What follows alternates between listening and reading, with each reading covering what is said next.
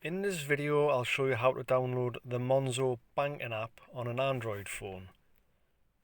So make sure you've got internet or mobile data enabled and go ahead and open up the Play Store. Once inside the Play Store, click on the search icon at the bottom, then in the search bar at the top, click in there, and when your keyboard opens, type in Monzo. Click on the Monzo Bank. Here you can see different information about the app, its ratings, how many downloads it's had, etc. Feel free to read through that if you want. Otherwise, when you're ready to go, just click install. The app will now start downloading to your phone. Depending on your internet speed, etc., this could take several minutes, so hang tight.